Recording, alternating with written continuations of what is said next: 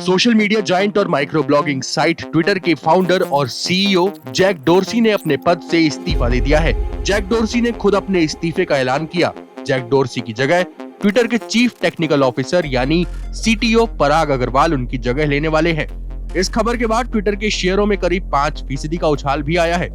Jack dorsi Twitter और digital payment service square दोनों कंपनियों के सीईओ पद संभाल रहे थे। साल 2022 तक जैक डोर्सी ट्विटर के बोर्ड मेंबर रहने वाले हैं। इसके बाद उनका कार्यकाल भी खत्म हो रहा है। 45 साल के जैक डोर्सी ने अपने इस्तीफे की घोषणा करते हुए लिखा कि मैं इसलिए जा रहा हूं क्योंकि मैं मानता हूं कि अब कंपनी अपने फाउंडर से आगे बढ़ने के लिए तैयार है। हालांकि अपने इस्तीफे पर जैक डोर्सी ने खास कुछ नहीं बताया और ना ही कोई कारण बताया है। अब बात कर लेते हैं ट्विटर के नए सीईओ पराग अग्रवाल की। पराग की अपॉइंटमेंट पर जैक ने लिखा है कि पराग को चुने जाने पर लंबी बैठकें हुई और बोर्ड ने एक मत से पराग का नाम चुना। कंपनी के हर क्रिटिकल फैसले में पराग शामिल थे। जैक ने पराग की तारीफ भी की है। जैक ने कहा है कि पराग ने कंपनी के साथ महज एक इंजीनियर के तौर पर शुरुआत की थी, लेकिन मेरा सफर भी ऐसा ही था, लेकिन पराग ने मुझसे बेहतर काम किया।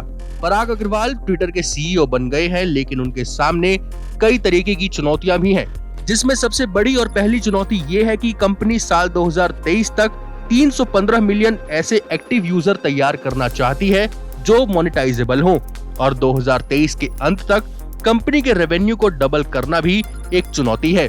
आईआईटी मुंबई से पढ़े पराग अग्रवाल साल 2017 से ही ट्विटर में बतौर सीटीओ कार्यरत हैं और करीब एक दशक से वो ट्विटर में काम कर रहे हैं।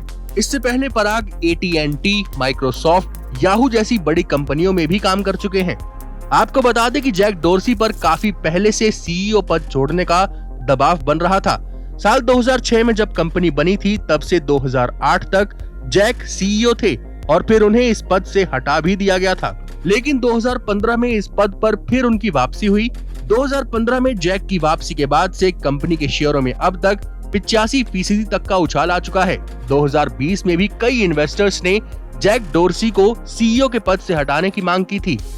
खैर, अब एक और ग्लोबल टेक कंपनी के सीईओ पद को भारतीय शख्स ने संभाला है। इससे पहले भी कई बड़ी टेक कंपनियों में भारतीय ही सीईओ हैं।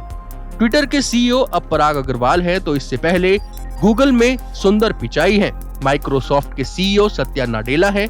IBM के सीईओ अरविंद कृष्णा है, तो एडोबी के सीईओ शांतनु नारायण और VMware के सीईओ रघु रघुराम हैं।